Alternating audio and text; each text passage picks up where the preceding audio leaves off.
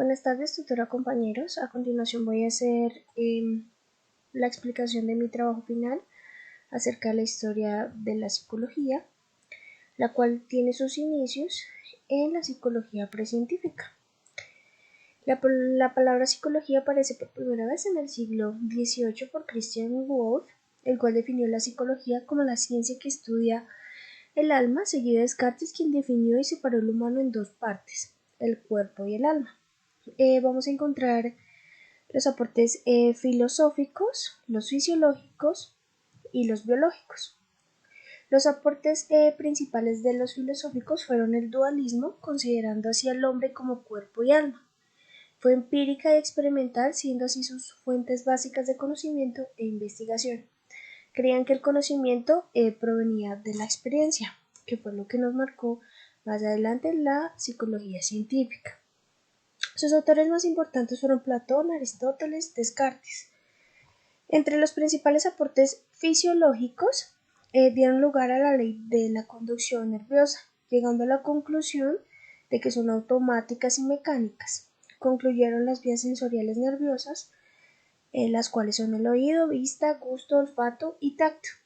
La frenología generó un impacto en la psicología científica, ya que definió al cerebro como el principal órgano de la mente, de las facultades mentales, y generó estudios basados en problemáticas psicológicas. Sus autores más importantes fueron Wood y Fechner. Y los aportes biológicos, sus principales aportes dieron lugar con Darwin y su teoría de la evolución, la cual afirmó que todas las especies de seres vivos han evolucionado con el tiempo mediante la selección natural. Como ya sabemos, pues sus principales autores fueron Darwin y Spencer. ¿Por qué es importante conocer esta parte de la historia de la psicología? Considero que podemos aclarar estas primeras dudas que surgen sobre la psicología y sus inicios, de las diferentes posturas según el aporte, y de esta manera conocer más de sus principales autores, reconociendo algunas de las bases que ayudaron a fundar esta ciencia. Tenemos los fundamentos de la psicología científica. Debemos tener en cuenta que el objeto del estudio de la psicología es el comportamiento del individuo, interacción en su medio ambiente y con otros individuos. La psicología científica fue el producto de la interacción fisiológica. Tenemos en cuenta que Alemania fue la cuna de la psicología científica, fue allí donde llegó primero a surgirse el lado de la psicología experimental, donde Wundt crea el primer laboratorio en Alemania. El señor Wundt funda el estructuralismo, el cual usó un método llamado introspección,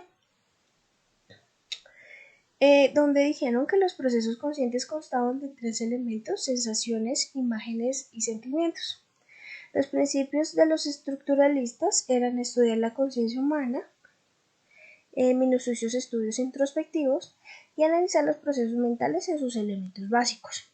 Es importante tener conocimiento acerca de los hitos más importantes que llevaron a formar esta gran ciencia. Aquí contemplamos algunas de las escuelas psicológicas, científicas. Una de ellas, como habíamos mencionado, es el estructuralismo, que lo fundó Wundt, que ya habíamos mencionado su método utilizado llamado introspección. Estos procesos conscientes constaban de tres elementos: las sensaciones, imágenes y sentimientos. Sus principales principios eran estudiar la conciencia humana, minuciosos estudios introspectivos y analizar procesos mentales en sus estudios básicos.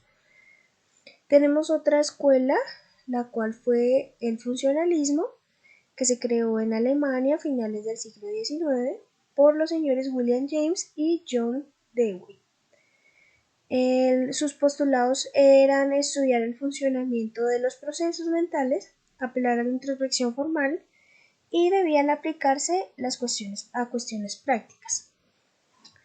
Otra de las escuelas fue el conductismo, que fue un movimiento estadounidense, y sus principales autores fueron Watson, Pavlov y Skinner, donde decían que la observación del comportamiento es la clave para la psicología.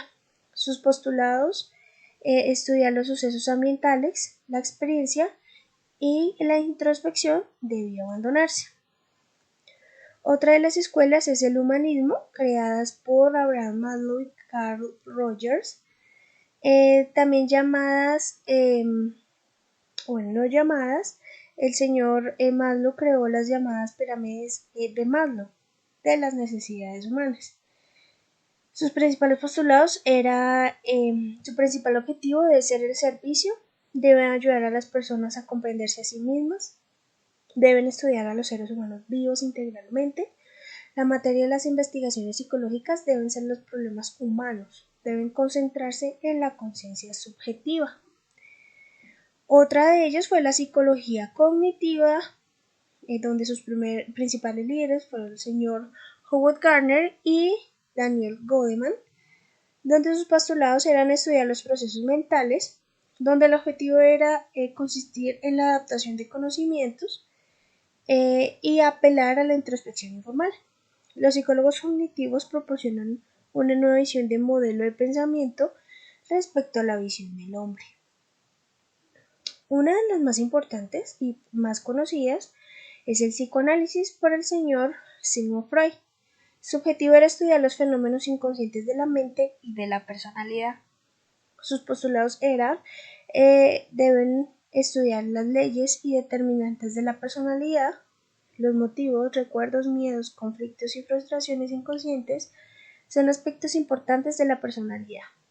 La personalidad se estructura durante los primeros años de la niñez.